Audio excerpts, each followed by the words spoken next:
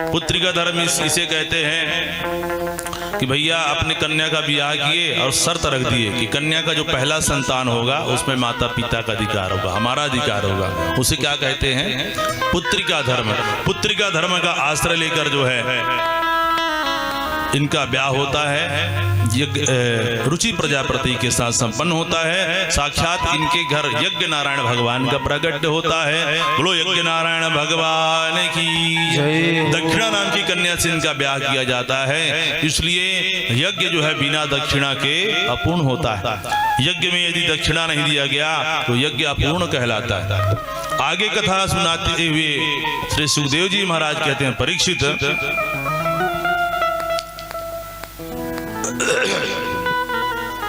जो अनुसुईया थी, अनुसुईया का विवाह किसके साथ संपन्न हुआ था? अत्रि मुनि के साथ, लेकिन उनके कोई संतान नहीं थे। परिणाम स्वरूप अत्रि मुनि ने घोर तपस्या की भगवान की। तो तपस्या के बाद तीनों देवता ब्रह्मा विष्णु महेश प्रकट हो गए। बोले वरम ब्रूयात, बोले क्या वर चाहिए? बोले हमारे अंदर तो एक ही कामना थी, संतान के लिए कर रहे थे। फलस्वरूप तीनों ने आशीर्वाद दे दिया तथास्तु, और तीनों पुत्र बनकर इनके घर प्रकट हुए। फलस्वरूप जो है ब्रह्मा जी के अंश से चंद्रमा का जो है प्राकट्य होता है, और भगवान शिव जी के अंश से दत्तात्रेय, शिव जी के अंश से दुर्वासा ऋषि, और भगवान नारायण के अंश से साक्षात दत्तात्रेय मुनि का जो है प्राकट्य होता है। बोलो दत्तात्रेय भगवान की जय। और जो सबसे छोटी बेटी थी मनु महाराज की, उसका नाम क्या है? प्रसूति। प्रसूति का विवाह दक्ष प्रजापति के साथ जो है संपन्न होता है, जिनकी 16 कन्याएं होती हैं। 16 कन्याएं में 13 कन्याएं धर्म के साथ ब्याही जाती है। एक स्वाहा नाम की बेटी होती है, जिसका विवाह अग्निदेव के साथ संपन्न होता है। इसलिए जब अग्नि में हम क्या कहते हैं हवन करते समय? स्वाहा। और एक स्वधा नाम की बेटी, जिसका नाम किसके ब्याह जो है पितरों के साथ संपन्न होता है।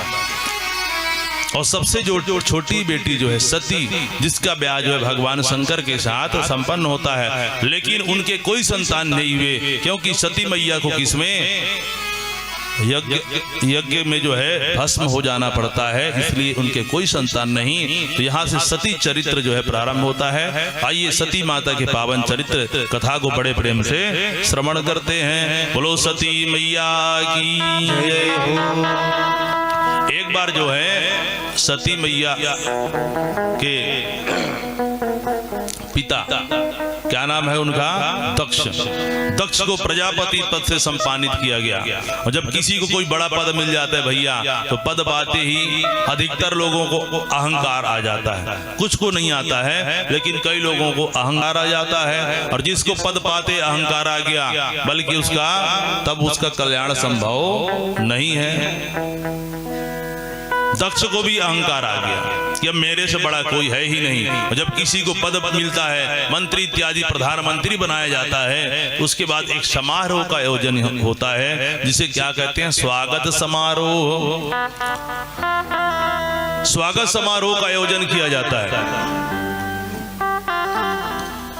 तमाम देव लोकपाल सब आते हैं। सबके आने के बाद दक्ष स्वयं आता है। बोलिए राधे राधे। दक्ष आया तो सब कोई खड़े हो गए, लेकिन 3 लोग खड़े नहीं हुए। कौन? ब्रह्मा विष्णु महेश। दक्ष जो है आंख उठा के देखा कि भैया कौन कौन कौन खड़े हुए हैं, तो 3 व्यक्ति खड़े नहीं दिखाई दे रहे थे। तब को बैठने को कहा, तो ब्रह्मा और विष्णु के ऊपर तो गुस्सा नहीं आया कि चलो छोड़ो इनको, लेकिन ये शंकर कौन है? मेरा दामाद है। ये तो गलत बात है। स्वागत समारोह में भगवान शंकर को ही गाली देना प्रारंभ कर देता है। क्या गाली देता है? सुखदेव जी के शब्दों में श्रवण करिए कि श्रूयताम ब्रह्मरसयो में सहदेवा सहज्ञया साधूनां ब्रुवतो वृत्तम नाज्ञानान् जमत्सरात्। दक्ष कहने लगा, और सभी सभा के सदस्यों सभी सावधान होकर सुन लो। मैं केवल एक ही बात कहना चाहता हूं कि विशिष्ट सभा में विशिष्ट व्यक्तियों का ही आगमन होना चाहिए। विशिष्ट सभा में यदि कोई एक भी असभ्य व्यक्ति आकर बैठ जाता है, स्वरूप ही बिगड़ जाता है। अब सब देवता लोग देखें, अपना मुंह घुमा घुमा के, भैया यहाँ असभ्य कौन बैठा है? बोले यहाँ तो सब सभ्य सब बैठे हैं। तब मुंह घुमा के देखे, अब दक्ष ने देखा कि मुंह घुमा के देख रहे हैं आप इधर उधर, तब तो सीधा नाम लेके कह दिया, अरे भैया कौन दिखाई दे रहा है? ने कहा, दक्ष ने कहा तुमको शंकर दिखाई नहीं दे रहा है? भूत भूत प्रेतों के साथ रहने वाला, भस्म लगाने वाला, सर्पों की माला पहनने वाला, जैसा संग वैसा इसका रंग, और ये कर देता है यज्ञ में भंग। बोलिए राधे राधे। बोले इतना बड़ा यज्ञ हो रहा है तो इसमें क्या कर दिया है? भंग करने के लिए आ गया है। और तरह तरह की गालियां देना प्रारंभ कर दिया। एक ने कहा, ये बताओ भैया, जब तुम्हारा दामाद इतना ही खराब था, ये अपने बेटी का ब्याह काहे कर दिए हो? अपने बेटी का ब्याह उसके साथ जो है नहीं करना था, तब तो और आग बबूला हो गया। अरे मैं इसके साथ बंदर जैसे आंख वालों के साथ अपनी मृगलोचनी कन्या के ब्याह करता। ये बंदर जैसे आंख वाला है शंकर, कभी वो तो मैंने पितामह जो है अपने ब्रह्मा जी के बात मान लिया, पिता ब्रह्मा की बात माना नहीं, मैं कभी ऐसा करने वाला जो है नहीं था।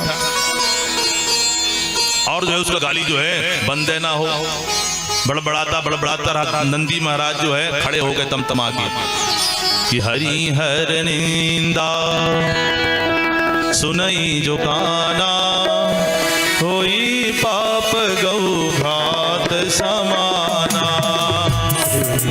जय राम जय जय राम, श्री राम जय राम जय जय राम। हरि हर निंदा सुनई जो गाना, निंदा सुनई जो गाना, होई पाप गौ घात समाना। होई पाप गौ घात समाना। हरि हर निंदा सुनई जो गाना, हरि निंदा सुनई जो गाना, होई पाप गौ घात समाना। होई पाप गौ घात समाना। बोले हरि और हर, हरि किसको कहते हैं? भगवान नारायण को हर कहते हैं शंकर जी को। इनका दोनों मिलकर के क्या हो जाता है? हरि हर। इनकी निंदा जो अपने कान से सुनता है उसको गौघात के समान पाप लगता है। नंदी बाबा खड़े हो गए, बोले काहे भैया काहे खड़े हो गए हो? भगवान भोलेनाथ बोले, अरे बोले गाली दे रहे नहीं देख रहे हो? अरे बोले भैया देखो ससुराल में तो गाली सबको सुननी पड़ती है। अब ये सब शादी में सुनते हैं, हम अपने ब्याह के बाद सुन रहे हैं, ये थोड़ा अटपटी, थोड़ा शांत हो जाओ अभी, ऐसे कह के नंदी बाबा को समझा के बैठा दिया। अंत में दक्ष का जो है पारा तो और बढ़ते गया और बढ़ते गए, अंत में सांप दे डाला। हाँ, शिव जी के सभी गणों को, शिव जी के जितने भी हैं उनके गणों को शिव जी को किसी यज्ञ में अधिकार न दिया जाए, ऐसे बोल दिया। तब नंदी बाबा खड़े हो गए, वो भी साफ दे दिए कि बहुत तू जब से हम देख रहे हैं बकरे की भांति तू कर रहा है, तेरे को बकरे का सिर लग गया है। भृगु जी महाराज खड़े हो गए कि तुम सभी ने, तुमने ससुर दमान के बीच में काहे बोला? तुम काहे बोले? ससुर दमान की लड़ाई चल रही थी, तुमको नहीं बोलना था। अरे तुम जैसे तो उनको भी श्राप दे दिया। अब एक दूसरे को सभी श्राप देने लगे। स्वागत समारोह था लेकिन शाप समारोह बन गया। भगवान भोलेनाथ बोले भैया अब यहाँ रहना ठीक नहीं है, अपने सभी गणों को लेकर के अपने लोक में फिर से कैलाश पर्वत की ओर प्रस्थान कर जाते हैं।